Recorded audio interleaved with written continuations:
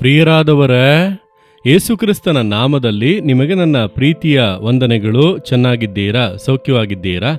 ಸಂತೋಷವಾಗಿ ಇದ್ದೀರಾ? ನೀವು ಯಾವಾಗಲೂ ಸಂತೋಷವಾಗಿ ಇರಬೇಕು. ಇಂದು ಏನೋ ದುಃಖದಲ್ಲಿ ಇದ್ದೀರಲ್ಲ, ಅದಕ್ಕೆ ದೇವರು ನಿಮ್ಮೊಟ್ಟಿಗೆ ಮಾತನಾಡುತ್ತಾ ಇದ್ದಾರೆ. ಯಾಕೆ ದುಃಖವಾಗಿದ್ದಿ ಮಗನೇ?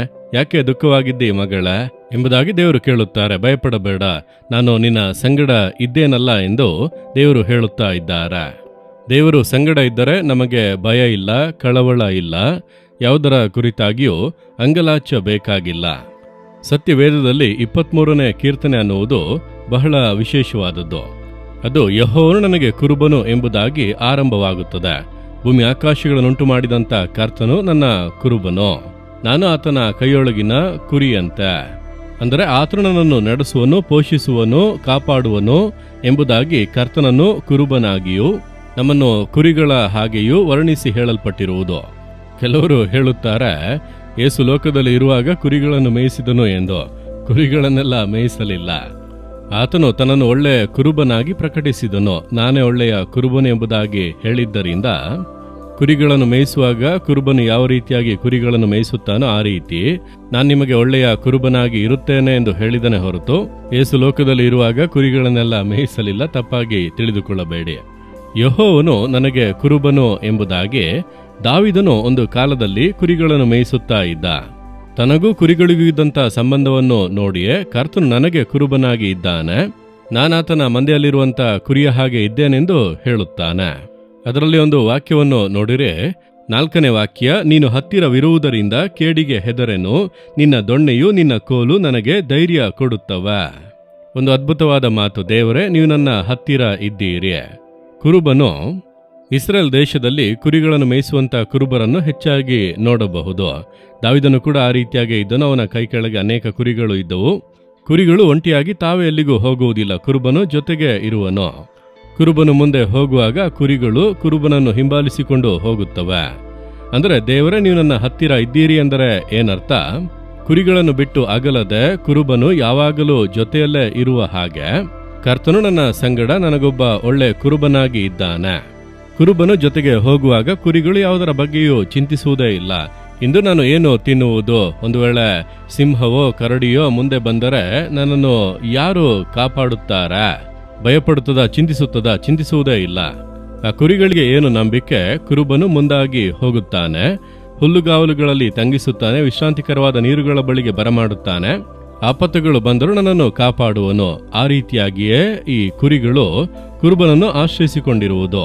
ಆ ರೀತಿಯಾಗಿಯೇ ದೇವರಿಗೂ ನಮಗಿರುವಂಥ ಸಂಬಂಧ ಇರಬೇಕೆಂಬುದಾಗಿ ಅವನು ಹೇಳುತ್ತಾನೆ. ನಿಮಗೆ ಯೇಸು ಕುರುಬನಾಗಿ ಇದ್ದಾನ? ದೇವರನ್ನು ಕುರುಬನನ್ನಾಗಿ ಇಟ್ಟುಕೊಂಡಿದ್ದೀರಾ? ದೇವರೇ, ನಿಮ್ಮ ಕೈ ಕೆಳಗಿನ ಕುರಿಗಳಂತೆ ನಾನು ಇರುತ್ತೇನೆಂಬುದಾಗಿ ನೀವು ಒಪ್ಪಿಸಿ ಕೊಟ್ಟಿದ್ದೀರಾ? ಅವನು ಏನು ಹೇಳುತ್ತಾನೆ? ನಿನ್ನ ದೊಣ್ಣೆಯು ನಿನ್ನ ಕೋಲು ನನಗೆ ಧೈರ್ಯ ಕೊಡುತ್ತವೆ, ಅದು ನನಗೆ ಸಹಾಯವಾಗಿದೆ, ಆದರಣೆಯಾಗಿದೆ ಎಂಬುದಾಗಿ. ದೊಣ್ಣೆಯು ಕೋಲು 2 ಕಾರ್ಯಗಳು ಇವೆ.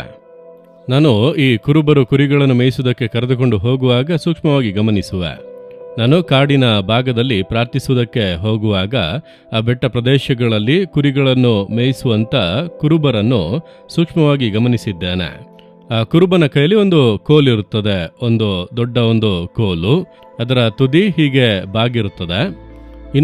ಒಂದು ದೊಣ್ಣೆಯ ಹಾಗೆ, ಅದು 1 ಮೊಳ ಚಿಕ್ಕದಾಗಿರುತ್ತದೆ. ಅದು ಸೊಂಟದಲ್ಲಿ ನೇತಾಡುತ್ತಾ ಇರುತ್ತದೆ. ಒಂದು ಕೋಲು, ಇನ್ನೊಂದು ದೊಣ್ಣೆ. ಇದೆರಡು ಕೂಡ ಯಾವುದಕ್ಕಾಗಿ? ಕುರಿಗಳಿಗಾಗಿಯೇ. ಒಂದು, ಈ ಕುರಿಗಳು ತಿನ್ನುವುದಕ್ಕೆ ಕುರುಬನು ಮುಂದಾಗಿ ಹೋಗಿ ಆ ಎಲೆಗಳನ್ನು ಕಿತ್ತು ಕೆಳಗೆ ಹಾಕುವನು ಆ ಒಂದು ಕೋಲಿನ ಮೂಲಕ. ಆ ಕೋಲಿನಿಂದ ಆ ಎಲೆಗಳನ್ನು ಬಗ್ಗಿಸಿ ಕೊಡುವಾಗ ಕುರಿಗಳು ಹೋಗಿ ಅದನ್ನು ತಿನ್ನುತ್ತವೆ. ನಂತರ ಮುಂದಿನ ಸ್ಥಳಕ್ಕೆ ಹೋಗುವರು. ಈ ಕೋಲು ಕುರಿಗಳನ್ನು ಮೇಯಿಸುವುದಕ್ಕೆ, ಆಹಾರ ಕೊಡುವುದಕ್ಕೆ ಉಪಯೋಗಿಸುವಂತ ಒಂದು ಸಾಧನ. ಅದುವೇ ಕೋಲು. ಬಾಗಿರುತ್ತದೆ. ಎಲೆಗಳನ್ನು ಕಿತ್ತು ಹಾಕಿದರೆ ಕುರಿಗಳು ತಿಂದು ಸಂತೋಷವಾಗಿ ಹೋಗುತ್ತವೆ. ಅದು ಒಂದು. ದೊಣ್ಣೆ ಯಾಕೆ ಎಂದು ಕೇಳಿದರೆ, ದೊಣ್ಣೆ ಚಿಕ್ಕದಾಗಿರುತ್ತದೆ. ಅದು 2 ಕಾರ್ಯಗಳಿಗೆ ಉಪಯೋಗವಾಗುತ್ತದೆ. ಒಂದು, ಕೆಲ ಕುರಿಗಳು ಬಹಳ ಚೇಷ್ಟೆ ಮಾಡುತ್ತದೆ ನಿಮ್ಮ ಹಾಗೆ. ಸರಿಯಾಗಿ ಪ್ರಾರ್ಥಿಸುವುದಿಲ್ಲ, ಸತ್ಯವೇದ ಓದುವುದಿಲ್ಲ, ದೇವರ ಚಿತ್ತದಂತೆ ನಡೆಯುವುದಿಲ್ಲ, ಅಲ್ಲಲ್ಲಿ ಓಡುವುದು. ಕೆಲ ಕುರಿಗಳು ಮಂದೆಯಲ್ಲಿರದೆ ತಪ್ಪಿಸಿಕೊಂಡು ಓಡುತ್ತವೆ. ಆಗ ದೊಣ್ಣೆಯಿಂದ ಒಂದು ಏಟು ಕೊಡುವರು. ಸರಿಯಾಗಿ ಒಂದು ಏಟು ಬಿದ್ದ ಕೂಡಲೇ ಆ ಕುರಿಗೆ ತಿಳಿಯುತ್ತದೆ, ಇದು ಕುರುಬನಿಗೆ ಇಷ್ಟ ಇಲ್ಲ, ನಾನು ಸರಿಯಾಗಿ ಮಂದೆಯೊಳಗೆ ಇರಬೇಕು ಎಂಬುದಾಗಿ. ಆ ರೀತಿಯಾಗಿ ನಮ್ಮನ್ನು ಶಿಕ್ಷಿಸುವುದಕ್ಕೆ ಆ ದೊಣ್ಣೆ. ನಾವು ತಪ್ಪು ಮಾಡುವಾಗ ನಮಗೆ ಹೊಡೆದು ಸರಿಪಡಿಸುವುದಕ್ಕೆ ಅದು ಔಷಧ ತಾನೆ.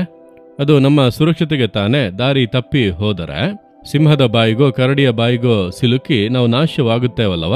ಈ ಲೋಕದಲ್ಲಿ ಸೈತಾನನು ತಿರುಗುತ್ತಾ ಇದ್ದಾನಲ್ಲ, ಅವನ ಬಾಯಿಗೆ ಸಿಲುಕಿಕೊಂಡರೆ ನಾಶವಾಗುತ್ತೇವೆ.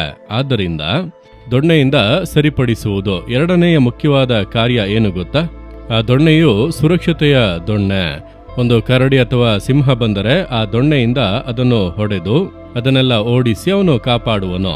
ಅದೇ ರೀತಿ ಸೈತಾನನು ನಮಗೆ ವಿರೋಧವಾಗಿ ಗರ್ಜಿಸುವ ಸಿಂಹದೋಪಾದಿಯಲ್ಲಿ ಬಂದರೂ ದೇವರು ಹೊಡೆದು ಅವನನ್ನು ಓಡಿಸುವರು. ಅಂದರೆ ಒಂದು ನಮಗೆ ಆಹಾರ ಕೊಟ್ಟು ಪೋಷಿಸಿ ಪರಾಂಬರಿಸಲು, ಇನ್ನೊಂದು ನಮಗೆ ಕೇಡುಂಟಾಗದಂತೆ ನಮ್ಮನ್ನು ಕಾಪಾಡಲು. ಇದೆರಡೂ ಇದೆ. ಆತನ ದೊಣ್ಣೆಯು ಕೋಲು ನನಗೆ ಧೈರ್ಯ ಕೊಡುತ್ತವೆ. ಇದೆರಡೂ ಕೂಡ ದೇವರ ಕರಗಳಲ್ಲಿ ಇದೆ. ನೀವು ಮರೆತು ಬಿಡಬೇಡಿ. ದೇವರೇ, ನೀವೇ ನನಗೆ ಒಳ್ಳೆಯ ಕುರುಬನು, ನನ್ನನ್ನು ಪೋಷಿಸುವಿರಿ, ನನ್ನನ್ನು ಕಾಪಾಡುವಿರಿ, ಸ್ತೋತ್ರ ಎಂದು ಹೇಳಿರಿ.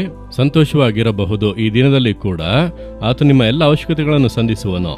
ನೋಡಿ, ಅನುದಿನ ಕುರಿಗಳು ಯಾವುದರ ಬಗ್ಗೆ ಆದರೂ ಚಿಂತಿಸುತ್ತದಾ? ಯಾಕಂದ್ರೆ ನನಗೆ ಕುರುಬನಿದ್ದಾನೆ, ಆತನು ಗಮನಿಸಿಕೊಳ್ಳುತ್ತಾನೆ ಎಂದು ನಂಬಿಕೆಯಿಂದ ಹಿಂಬಾಲಿಸಿಕೊಂಡು ಹೋಗುತ್ತವೆ. ನೀವು ಕೂಡ ಏಸು ಇದ್ದಾನೆ, ಮತ್ತ್ಯಾಕೆ ಭಯಪಡುತ್ತೀರಿ? ಇಂದಿನ ಎಲ್ಲ ಕಾರ್ಯಗಳನ್ನು ಆತನು ನೋಡಿಕೊಳ್ಳುವನು, ಸಹಾಯ ಮಾಡುವನು, ಅವಶ್ಯಕತೆಗಳನ್ನು ಪೂರೈಸುವನು, ಕೊರತೆಗಳನ್ನು ನೀಗಿಸುವನು. ನಿಮಗೇನು ಕೊರತೆಗಳಿದೆಯೋ ಅದನ್ನೆಲ್ಲ ಆತನು ಸಂಧಿಸುವನು. ಆತನು ಒಳ್ಳೆ ಕುರುಬನು. ನಿಮಗೆ ವಿರೋಧವಾಗಿ ಎದ್ದೇಳುತ್ತಾರ, ಆತನು ಕಾಪಾಡುವನು. ಭಯಪಡಬೇಡಿ, ಧೈರ್ಯವಾಗಿ ಹೇಳಿರಿ. ನಿಮ್ಮ ಮಂದೆಯಲ್ಲಿ ಕುರಿಯಾಗಿರುವುದಕ್ಕೆ ನನ್ನನ್ನು ಅರ್ಪಿಸಿಕೊಡುತ್ತೇನೆ. ನೀವು ನನಗೆ ಒಳ್ಳೆಯ ಕುರುಬನಾಗಿರಿ. ನಿಮ್ಮ ದೊಣ್ಣೆಯು ನಿಮ್ಮ ಕೋಲು ನನಗೆ ಧೈರ್ಯ ಕೊಡುತ್ತದೆ ಹೇಳುವಿರಾ ದೇವರೇ? ನಿಮ್ಮ ಮಂದೆಯಲ್ಲಿ ಒಂದು ಕುರಿಯಾಗಿ ನನ್ನನ್ನು ಒಪ್ಪಿಸಿಕೊಡುತ್ತೇನೆ. ನನಗೆ ಒಳ್ಳೆಯ ಕುರುಬನಾಗಿ ನೀವು ಇದ್ದೀರಿ. ನಿಮ್ಮ ದೊಣ್ಣೆಯು ಕೋಲು ನನಗೆ ಧೈರ್ಯ ಕೊಡುತ್ತವೆ. ಯೇಸುವಿನ ನಾಮದಲ್ಲಿ ಆಮೇನ್, ಆಮೇನ್. ಜೀಸಸ್ ರಿದೀಮ್ ಕನ್ನಡ ಯೂಟ್ಯೂಬ್ ಚಾನಲ್ ಅನ್ನು ಸಬ್ಸ್ಕ್ರೈಬ್ ಮಾಡಿ.